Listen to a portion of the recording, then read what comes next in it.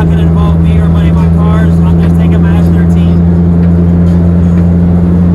as a little test day for myself. And if anything goes wrong in the car, I have a backup car here. So, hope it's a cool video. Stick around, check it out.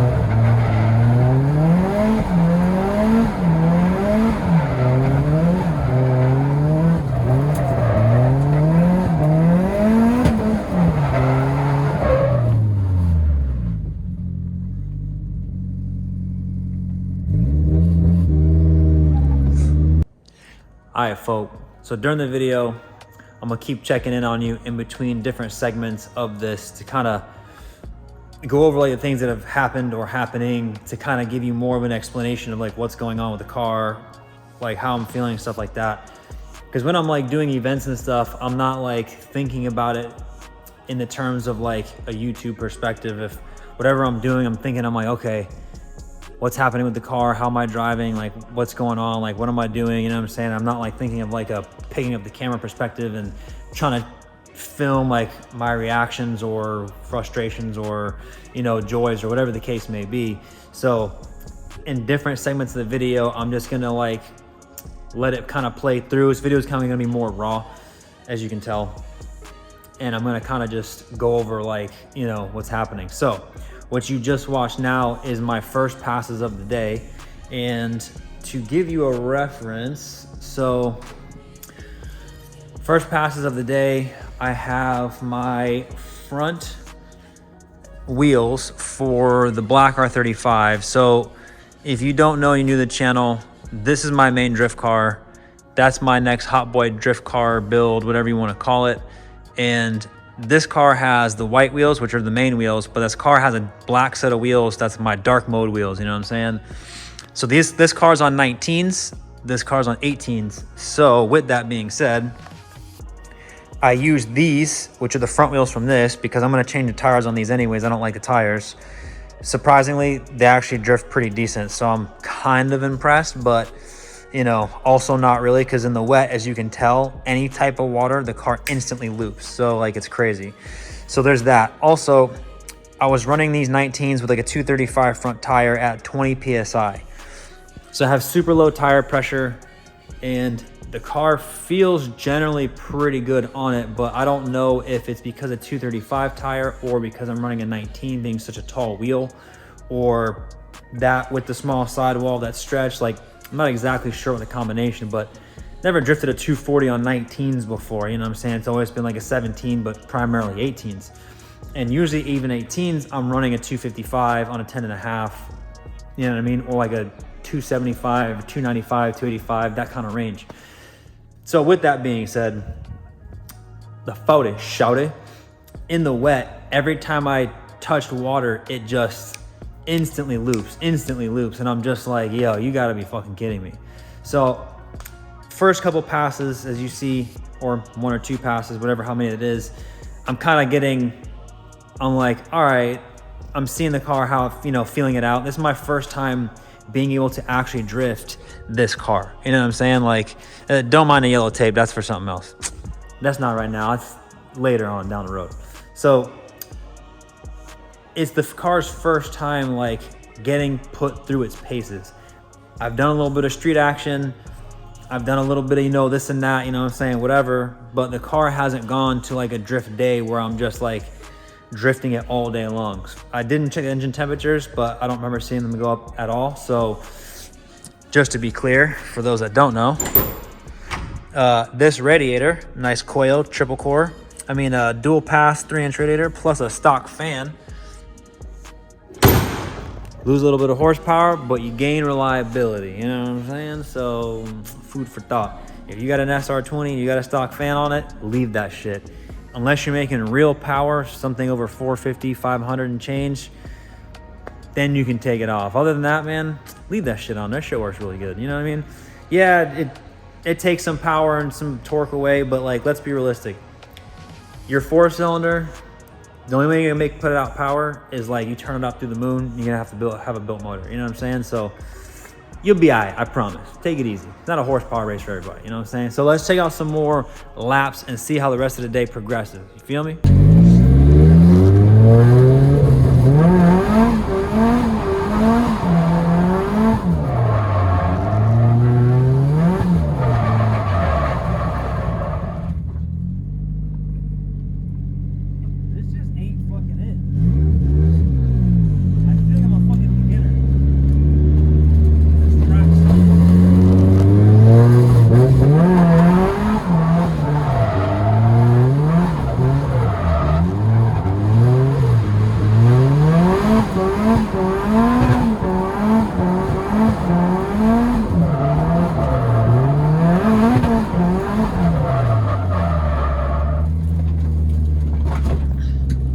All right, so boom, we got another couple laps under the belt, doing a little bit better, but I'm starting to get, you know, a little frustrated because the car shouldn't be spinning out that easy.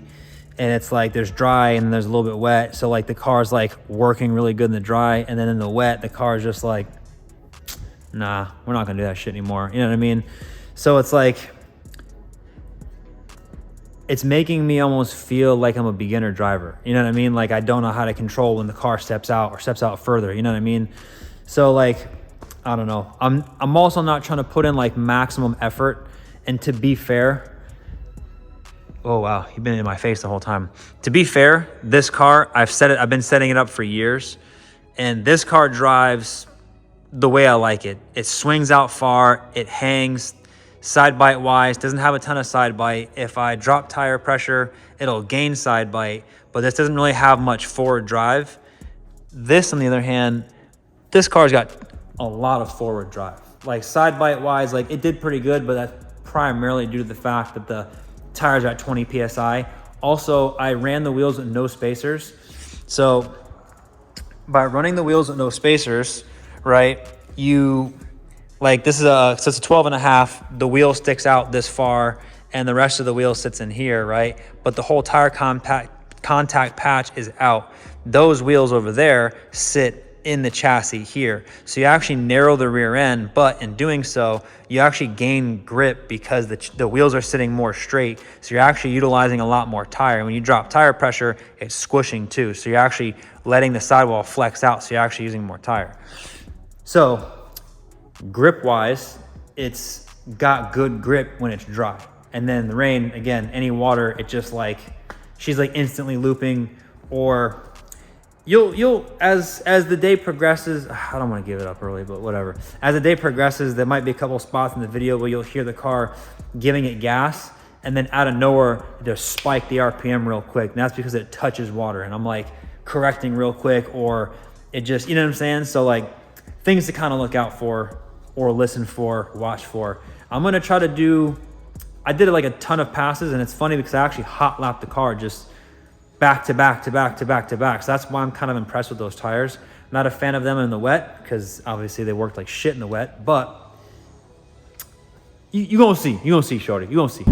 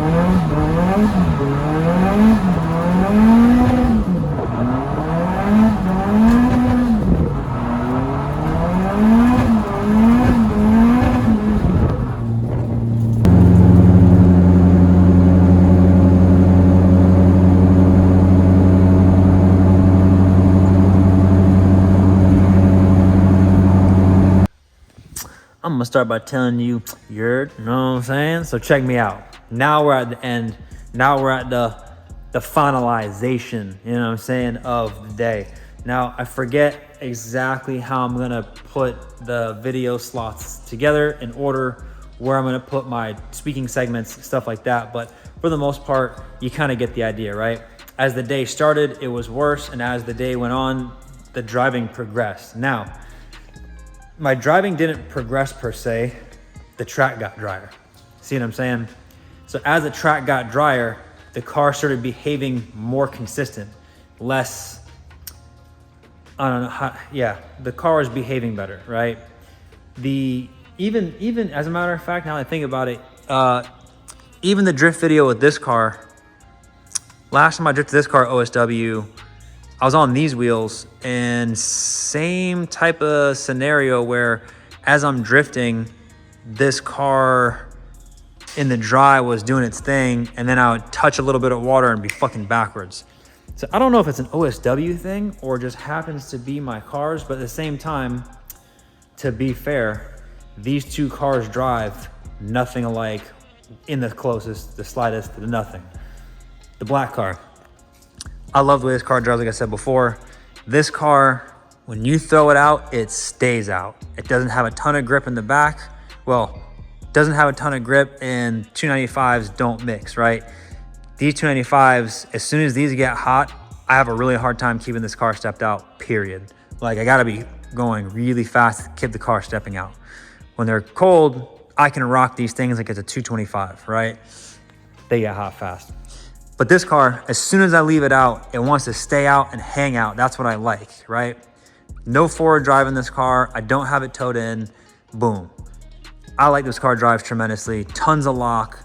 She flicks, you know what I'm saying, lock to lock, flick hard, super wild, gangster. I love it. This car. How this car drives. This car has a lot of forward bite, which is crazy to me. And in the video, you're not going to be able to tell. But those that, you know, I had a buddy of mine that was there, and he did some external recording, but he filmed up and down. So that's why I'm not really including it in the video, or maybe I'll just like throw in a segment at some point now or before or after or something. I don't know. But all the stuff he recorded was when I was driving like shit. He ended up leaving because he had to go to work or something. And then after he left, let the car cool down for a little while. Then I went back out, which was like my last passes where I started actually doing better. Again, track was dry. But he even said it himself. You could tell in the beginning entry and the first loop, the car is slower because there's more moisture on the ground. But in the back section where it's drier, the car would pick up dumb mile an hour and just take off like a little rocket. So, and you can kind of hear it.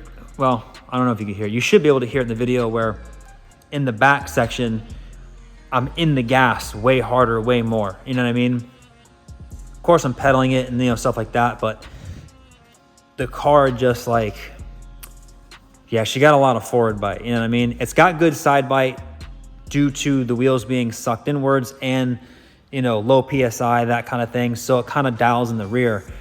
To be fair though, I think the car would do better on those wheels, not necessarily at 60 PSI like they're at now, but a wheel to where I have more sidewall negative camber. So when you throw the car in, when the car chucks inwards on wheels like that, as it wants to sit down, it starts to lean on some more tire. You know what I'm saying? So like you kind of gain more. Now I know it sounds weird for those that have like a drift car that's more competition based. That's going to be a foreign concept to you because you're already using a tire. So when it squats, it has the full patch, right? We on hot boy shit, Wody, all right? You look at hot boy shit. Hot boy shit. That's not hot boy because that's monoblocks. But if I put some hot boy wheels on there, we could be hot boy. I'm just letting you know that's how it go. All right. So back to where we're at. That's like semi hot boy. That's like partial hot boy. This full hot. You know what I'm saying? Hold on. Damn, shorty. Damn. You know what I'm saying? Shit hurts. Anyways, when you have a negative camber and you have a 285 and a 12.5-inch wide wheel, you start changing the dynamics of the car. So like this wheel being out and wide, again, we're gonna come right back here again. being that I have so much wheel and it's so wide, and yeah, it's cambered, but as I go to throw the car in the corner, it's not that the wheel is necessarily gonna get flatter. It's when the wheel compresses, the car's gonna lean on the tire a little bit more. You see what I'm saying? So I'll have more tire. Technically speaking, the car is probably using 50 to 60% of the tire and on the inside. But as you throw it in and the tire flexes, you gain usage of the outer part of the tire. And if you're on a bank track, the negative camber just sits right in the fucking bank, and you just start using full contact patch on that whatever corner is in the bank. You know what I'm saying? So it's a lot of fun. It's really cool. It's interesting to drive two cars that are completely different. And I remember back in the day that was also the case when I had my black S13, because that car, how do I put it? That car, it had certain mods, you know, had some angle mods, stuff like that, not anywhere near like this car has. And that car, yeah, that car, every time I got in it, I had to get used to driving it. With the angle mods it had, it didn't like shallow angle at all. It liked to be pushed out more. And it actually, I think, drove kind of similar to this one, but it also kind of stayed out hanging, swinging like this car does. You know what I mean? So it's like, I don't know. This car I'm building completely different. Even though it's a hot boy car, this car is just gonna be, I don't wanna call this a downgrade, but if this is max ball, full hot boy spec, and I'm going full crazy on this car, you know what I'm saying? Like doing everything I can to make this car as gangster as possible. This car is the toned down version, right? I'm not pulling full crazy control arm setup like this car has. Like for example, man, this car's got the full Monty on here, right? This car has really good angle shit on here, but this car does not have one-piece control arms and crazy knuckle. I mean, it's got a knuckle on there, but it's not like ultra, you know, crazy knuckle and like all that kind of shit. This car has still a full stock rear, everything. There is no aftermarket control arms, bushings, upgrades, nothing in the back of this car. So she's still kind of like that, you know what I'm saying?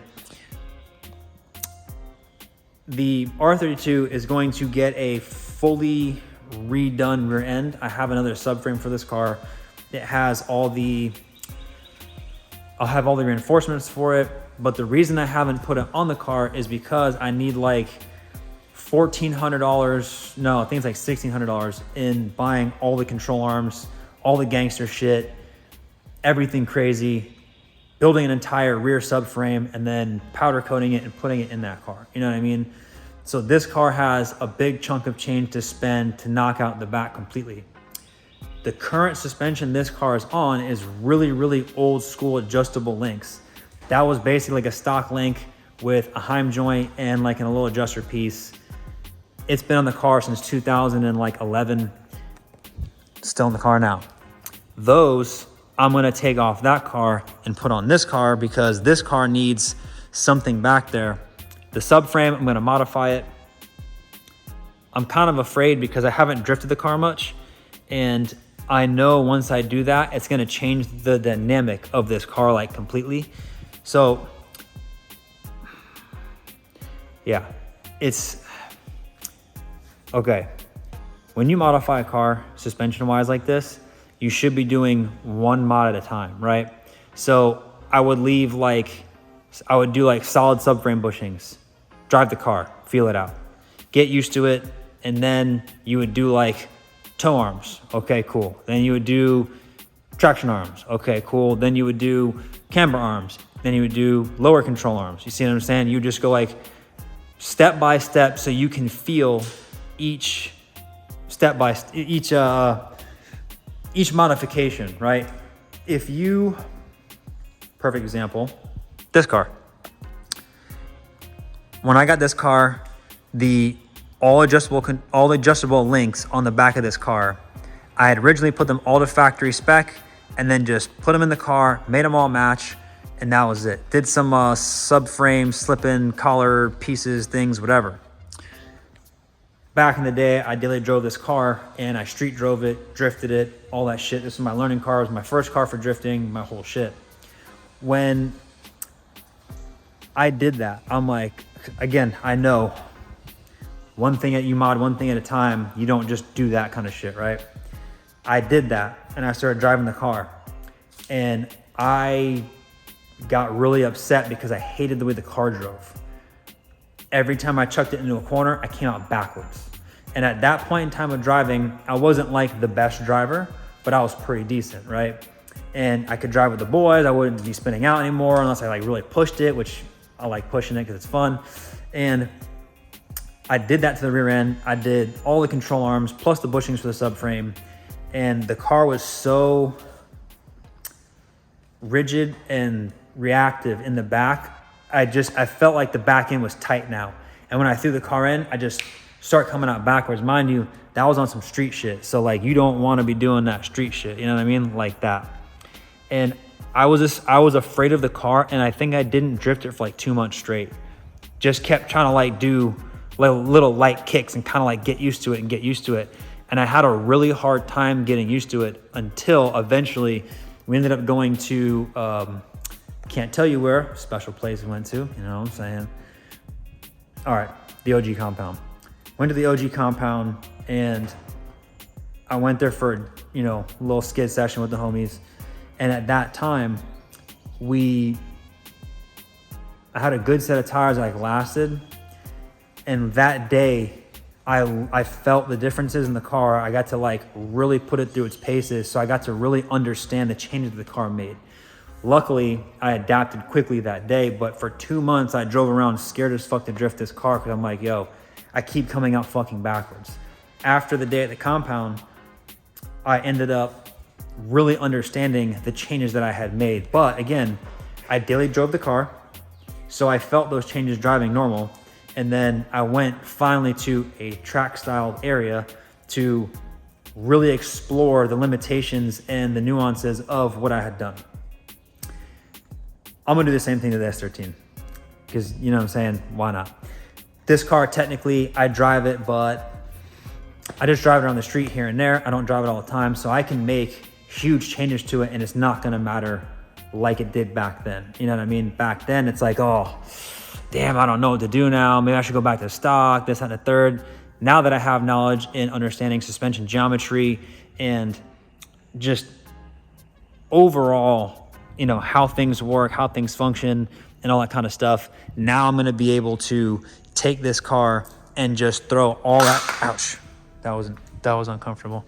I'll be able to take this car and I'll finally be able to just like throw all that shit on there, which I'm probably gonna end up just taking the links off of this car and just sticking them right on this one. And then I may, don't quote me on this, I may just drop the entire subframe out and then just take the knuckles off each one and just swap subframes with the links, but we'll see. I don't know. I don't know which subframes. Oh no, I'm not gonna do that because the bushings are bad in this one. This one still has good bushings, they're not blown out. That one, the bushings blew out of it and the whole subframe's actually sitting down in the back, as I discovered. I gotta fix that with the other subframe and the other stuff. And just more money, right? You know, whatever. So yeah, we out here doing things, we out here experiencing some experiences, you know what I'm saying? I still am on these tires here in the front, which I think are working just fine for the time being. So this is a 225/40 18. I want to go down to a 225/35 for two reasons. One, I don't like the look of the balloon tire. That's what's on here. Also, I don't like that look. This one looks even worse. And I may, well, let me phrase this. I have to reseal the wheels and redo them a little bit just to fix them because that one leaks really bad, especially. This one's like, you can't even drive a full day. You have to like air it up before you go. And then 7 hours later, like you're at like 10 PSI, 15 PSI. So that thing dies quick. That's like putting it like 60. So like whatever. This side doesn't dry, this side dies fast, but not as fast as that side. The rears, if you watch back in some of the videos ago, we rebuilt both rears. Them fuckers are rock solid, knock on the wood, hold on. So yeah, this car, like I said, with the way this car acts, behaves, it's not even fully dialed in yet. The front alignment is pretty good, but it's not like where it needs to be. The rear is pretty good, but also not where it needs to be. And something I want to add is when you do adjustable links, right, you can do Okay, this car, for example, this car has a full Pro kit in the front, full Pro angle kit in the front, and in the rear, I have all Pro adjustable rear links. And the factory original adjusting on Nissans is a cam washer bolt. So you would undo the nut, and as you spin the cam washer, it would pull the control arms in and out to adjust, you know, camber and all that stuff, whatever the case is. This car has a solid washer with a new bolt in it that doesn't do that anymore. So all the adjusting is just on the links. This car has the old school links where it's still on the washers, the adjusting washers. So as you spin them, the washer will move the control arm. I'm going to keep that style on this car, partially because adjusting is simple, right? When you have this, like how this car has, you can get out of shape really far. You can actually adjust your rear wheels to be straight, but they're actually both turned like this a little bit in the rear or the front. You know what I'm saying? So like you can dial the back of the car in and let it, and then drive straight and then, you know, align around it. But your car is actually a little bit crooked because of how you have it back there. So like that is like maximum level shit. Also, another reason why I don't adjust the suspension on this car is like, you see what I'm saying? Like that is a huge pain in the ass to deal with. And I literally take a micrometer and my measuring tape to, I take the inner measurements, the outer measurements, and the overall measurements to make sure they like are pretty much exactly the same. Then I do the alignment boards. You see what I'm saying? Like it's a lot of effort, and any like one little adjustment you make can be huge. You know what I'm saying? When you have the factory shit, so basically I'll take the adjustable links off this, turn them into factory suspension lengths, right, with the factory control arms. I'll mirror it, lock them in, and then all my adjustment will come from just the cam washers. So with the cam washers, can you get out of shape? Of course you can. However, you're limited to how much out of shape really is. You know what I mean? With that being said, also, I'll be able to, there's like a range, right? There's a limit to how far it can go. So it's pretty simple. Hey, cam washers this far on this side, cam washers that far on that side. You can look at the difference between the two. You can measure it out and go, okay, cool. And if I need more adjusting after that, then I can adjust the links. You know what I mean? So it's a much easier way to do it. This car is gonna be just how like this car is. Maximum everything. So super pain in the ass is how I'm gonna do that car. Fuck it, right? But for a car I wanna use more often because this car is actually more ready, that's how I'm gonna run this. You know what I mean? And I know I've been rambling on for a little while. So yeah, I forget if I even talked about how the end of the day went, but the end of the day went fucking great. So I'm gonna go over it again if I haven't gone over it already real quick. End of the day went great. As the track dried up, the car started driving better and better and better. And I didn't have to like produce maximum effort just to try to keep the car drifting. There's a few times in the video where it sounds that the car's not drifting because the RPMs are pulled low, but the tires are actually still spinning. The car's actually still out a little bit sideways. And then like it either clutch kick it or it finally like it comes on and boosts, you know what I'm saying, whatever.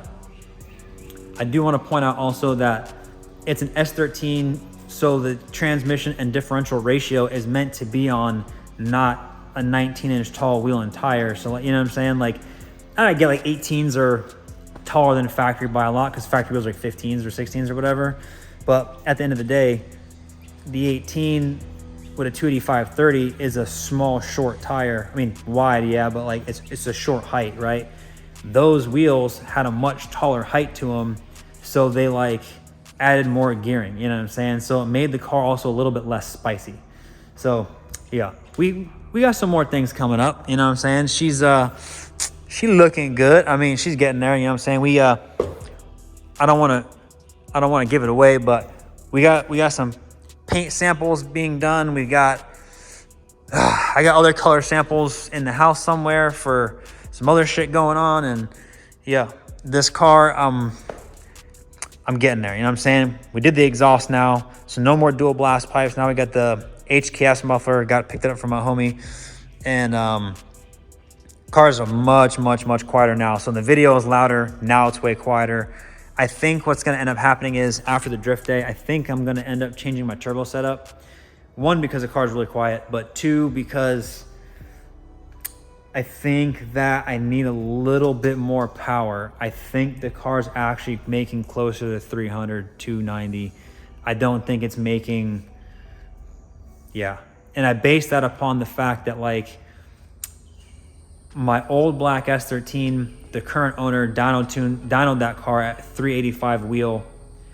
My buddy's car, who's never been dyno tuned but has taken to the track, has trapped 118 miles an hour. This car traps 110 miles an hour in the quarter mile. That's a huge difference right there. You know what I mean? And this car is gonna be just practically gutted. I'm gonna cage this car. I don't know if I'm gonna do a Weldon cage just yet or a Bolton cage. Prefer Bolton because it's cooler and you can paint them and then install them. Sick, cool, whatever. But I may take a Weldon cage and make it Bolton.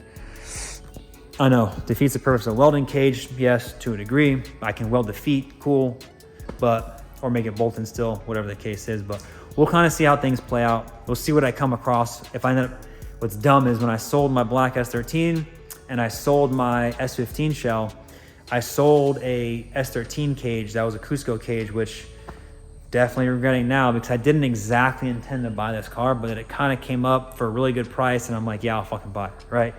I'm also glad it happened because, I mean, I got some good money in it now, but at the same time, like, for the amount of money I have in this car, you're not buying this. You know what I mean? Like, it's, yeah, whatever. It's crazy. So, yeah. Hope you liked the video. Stick around, check it out. You know what I'm saying? We got more shit coming up. We're working on more things as always. We never stop working on shit. Shit's always popping. Shit, things is happening. Things is pumping. Things is jumping. Can't even tell if you can see me, to be real with you. You know what I'm saying? We got things happening in the shop. We got a lot of things that don't stop. You know what I'm saying? We got stuff for this coming, but we got to work on this. That car, we're not doing that thing right now. I'm doing it with this car. This car, I'm working on some stuff in the background. I got some other this car to go. We got things happening. We got things in the background. You know what I'm saying? The 240 is definitely on the priority list of getting worked on, getting things done. I still have to put the headlights in. I still have to do bumpers, which technically speaking right now in time, you guys are not here yet, but things is coming. You know what I'm saying? I'm tired of the car being multicolored. I'm really wanting to chase after the next evolution of starting to do the body work and getting into all this bullshit, get the fiberglass cut in and start making it look nice and kind of making sure like the fitment's there. I got to buy some more hardware to like mount the body kit and different things like that. You know what I'm saying? So we're on the path to getting more shit. I'm actually really excited for this car because it's gonna be pretty fucking cool. You know what I'm saying? So yeah, stick around, check it out. And remember, in life, just stay sucker free. You heard?